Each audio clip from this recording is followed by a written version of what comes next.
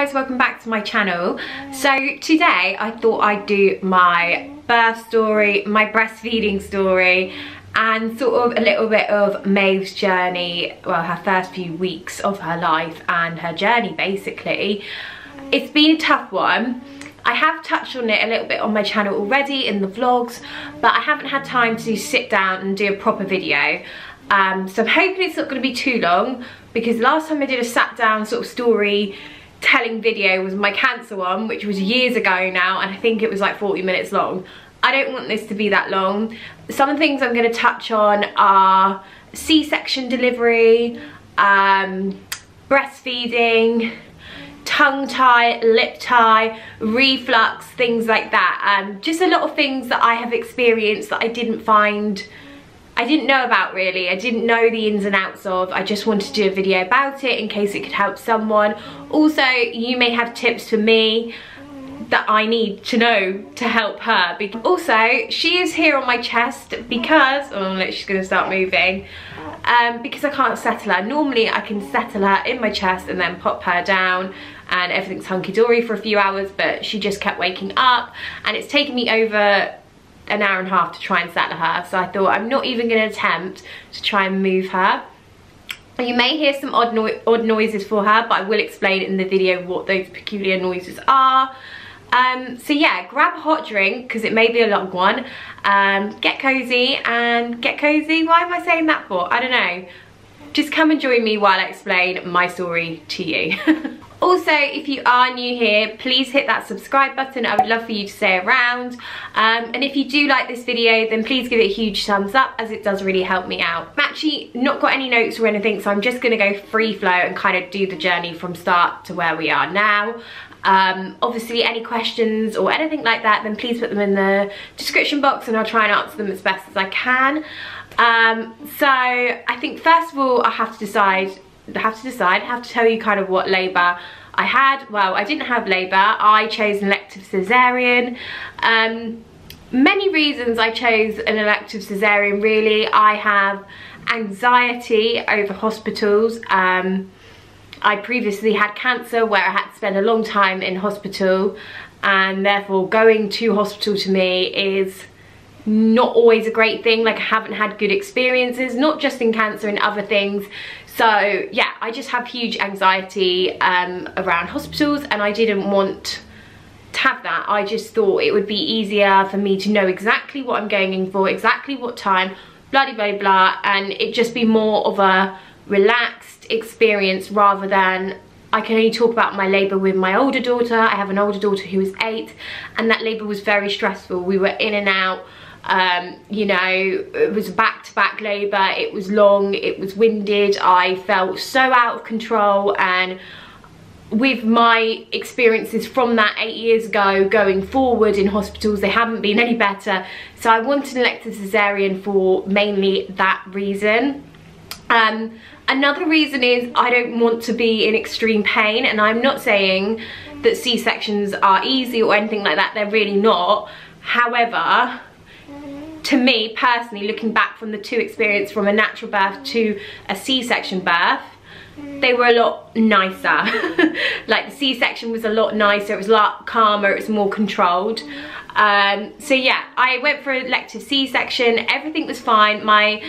I was under obstetrician care, like under doctor consultant care because of my history. I also have mild cardiomyopathy, and I have Ehlers-Danlos syndrome, which is a connective tissue problem.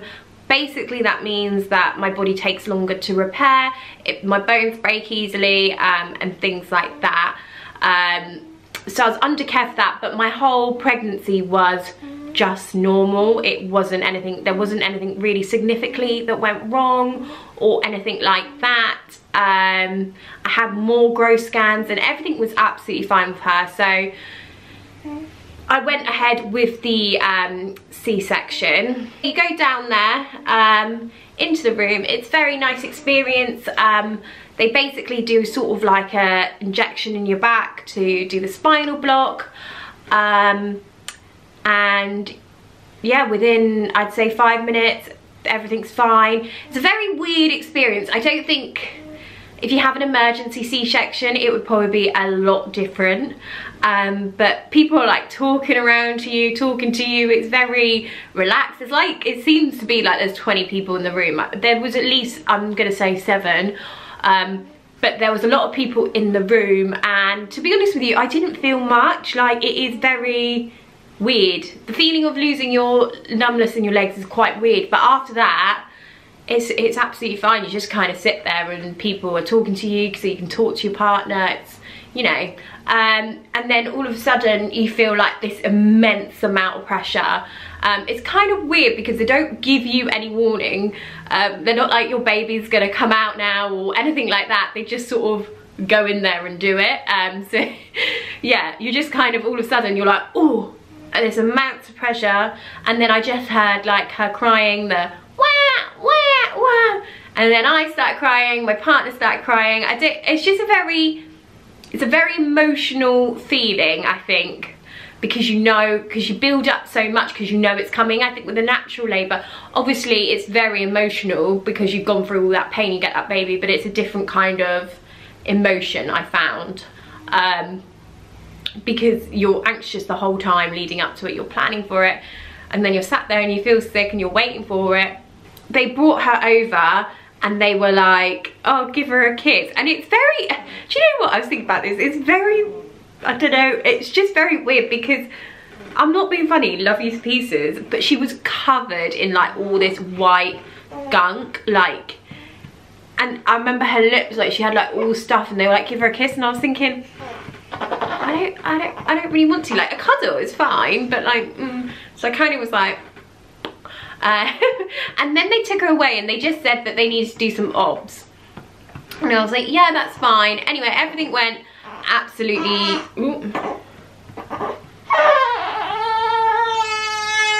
sorry, she just woke up, so it's taking me off her.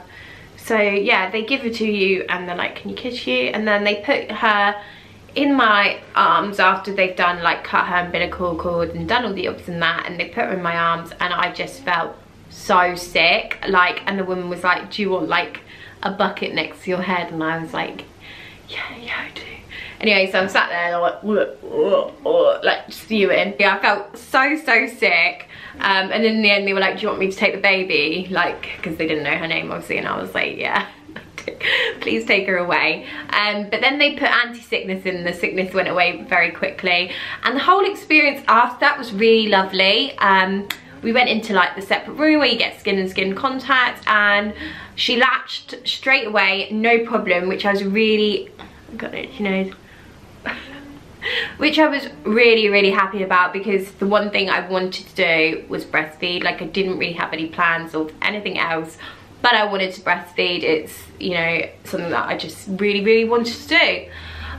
So when she latched, I was absolutely over the moon. There was no problems. So we went upstairs into the postnatal ward. It's COVID sort of time, so unfortunately as soon as we went up there, my partner had to leave, which was kind of rubbish, but whatever. And I continued breastfeeding her and all that, and everything was working out fine. I even texted my mum like, oh my god, this is so amazing, like she's feeding really well, like she's on me constantly, that's gonna get my milk supply up. When I was there in the evenings, I noticed when she was on her back, squaddle, well, not even on her back actually, even on me, she would kind of make really weird noises, like it was like a I think you're gonna hear it now. We're gonna show, are you just trying to show off? She's gonna fall out the swing. Look, she's moved like across it. Yeah, she's making this really weird like breathing noises. It almost sounded like a wheeze when she was breathing, and I did say to a couple of midwives, I was like, oh, she's breathing quite weird, like is that normal? Like, and they kind of listened briefly and they were like, it's just positional. Because to be fair, when you did move her in certain positions, the noises stopped. So I was like, oh okay, that's fine. And then I was there only for a day. Bearing in mind this is a C-section, they get you out within the 24 hours, they try to, which now looking back on it is absolutely crazy. Like, you're having like major abdominal surgery and they want you shipped out the next day basically. So I noticed the breathing problems, and then she had the checks before she went home, and they said to me she has a slight tongue tie. And I was like, oh, okay, what does that mean? Like, I'm one of those people, I don't do a lot of research into things. I just go full force, and I'm like, yeah, even with a baby, the chance of me reading a book is just not gonna happen. So I didn't really know what the tongue tie was or what the problems it could cause. And she said, if you have any issues, like, let us know. And I was like, yeah, that's fine. No one, when she was there, checked her latch on me. No one really checked her, like, that breathing issue properly. And yeah, so we went home, and the Saturday, I can't remember, yeah, so I went in on the Friday, was a Saturday. So I went home Saturday morning, and the day, as the day came on, like, she was just attached to me, like, but she was like clicking, like, and she was like getting all frustrated, but she wanted to be on me all the time. And I started thinking, like, this is really good, like, she's gonna get my milk supply in, like, maybe this is just what it's like. However, she did get quite frustrated, and she sort of cried, and, you know, all that sort of stuff. And then I think, actually no, it must have been a couple of days later, so this went on for a couple of days, I think. God, my memory's so blank. This was only 5 weeks ago. This just proves how good my memory is. So a couple of days went by, and I was just having problems getting, like, my full milk. I didn't realise with a C-section that your milk would come in later, because with natural labour, obviously your body knows what's happening and what it's doing, what it's planning on doing. With a C-section, it doesn't. So your milk does tend to come in a bit later. She also was sort of gagging a lot and things like that, and I was just like, this isn't right. Progressively, over the few days, things just got really worse. Like, she just wasn't latching on. She was coughing up, like, stuff. And then we fed her. My friend actually came round to try and help her latch on, because she, like, knows stuff about breastfeeding and things like that. And she brought round a bunch of stuff, and I was like, I think I'm going to have to just express, because I can't get her to latch on, like, sort of properly and for long enough.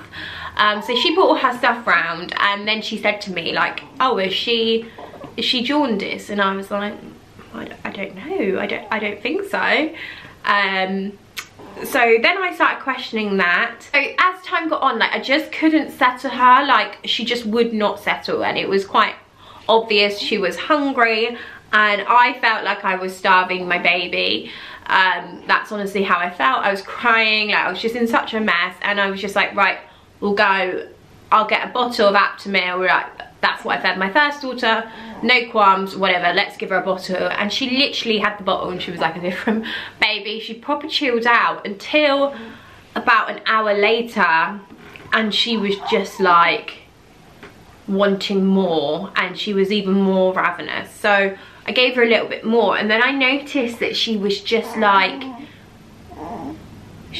her breathing was going all weird, and she was like wheezing more, and she was coughing, and she was sort of scrunching up her face, and she honestly looked like she was choking.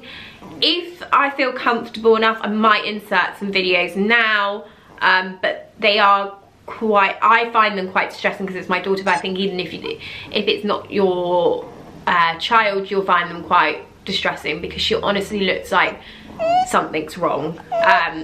And I phoned the postnatal ward, and I was like, look, like, I've been trying, oh yeah, I forgot to mention that during that day I'd been trying to call people, like midwives and stuff, because, God, itchy nose, because on your first day back from home, someone should come and visit you, and I had nothing. I didn't have a call, I didn't have anything. I'd been trying to contact people all day. I think it's because it was a Sunday, like, nothing was happening. So I rang the postnatal ward in the end, and I was like, look, like, I'm really worried, can someone see her please? And they listened to her breathing over the phone. They were like, you need to get down to A&E. So we went down to A&E, and pretty much it's one of the worst, well, I think it is, I can't remember, when it's your child it's 10 times worse. I can't remember a worse situation to be in, and I wouldn't wish anyone to go through it. Not like that it, like, people go through worse things, but it was really traumatic. Obviously, like, 3 days from birth as well, like, I'm recovering from a C-section, like, I'm in pain as well.